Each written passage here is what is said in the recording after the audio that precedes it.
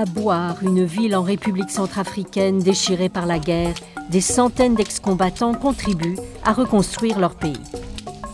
Ces anciens combattants font partie d'une approche visant à promouvoir la paix et la stabilité, soutenue par les casques bleus des Nations Unies.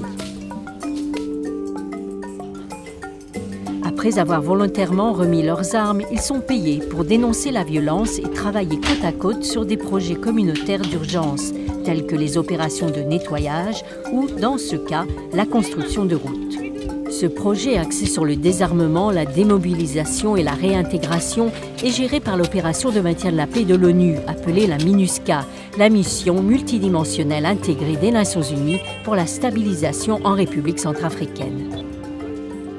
Établie en 2014, elle déploie actuellement 12 000 militaires et policiers à travers le pays.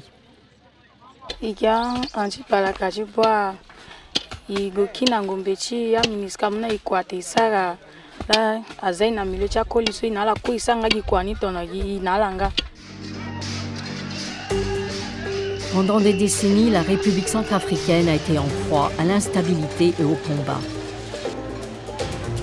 En 2013, le pays a plongé dans le chaos après l'éclatement d'un conflit entre les rebelles Séléka, majoritairement musulmans, et le mouvement anti-Balaka, majoritairement chrétien. La violence perpétuée pendant des mois a causé des milliers de morts, un pays au bord du génocide et 2,7 millions de personnes, plus de la moitié de la population totale, ayant besoin d'aide humanitaire. Près de 450 000 personnes ont été déplacées à l'intérieur du pays et quelques 400 000 personnes ont fui vers les pays voisins. Encourager le désarmement et une réinsertion durable, en particulier pour les enfants, est l'un des rôles principaux de la mission.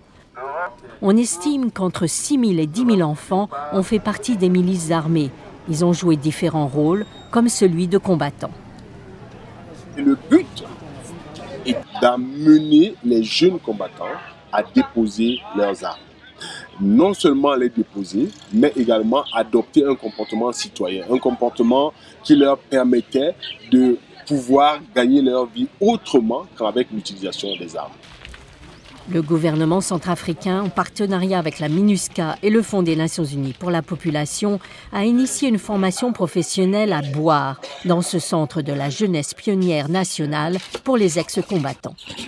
La formation est dispensée pendant 3 mois dans 5 domaines différents: mécanique, maçonnerie, menuiserie, mécanique moto et agriculture.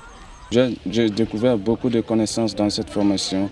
J'apprends à faire le lit, j'apprends aussi à faire le fauteuil jardin, le divan qu'on appelle canapé. La sensibilisation au rejet de la violence et à la coexistence pacifique est également une importante partie de ce programme. Comme il le fait tous les samedis, cet ex-combattant parle aux bénéficiaires de la nécessité de vivre en harmonie et de travailler ensemble pour atteindre un objectif commun. Samedi est également le jour où les bénéficiaires sont payés pour leur travail hebdomadaire sur les projets de la communauté. Ils reçoivent 250 000 francs CFA par jour, soit environ 4 $ américains. Cet argent les aide à nourrir leur famille tout en créant, dans leur communauté, des entreprises qui contribuent à dynamiser l'économie locale. L'impact de cet effort est prometteur. Il rétablit la confiance entre les ex-combattants et les membres de la communauté et améliore la sécurité. Cela aidera à ramener la paix et l'espoir au pays, blessé par un conflit qui a duré tant d'années.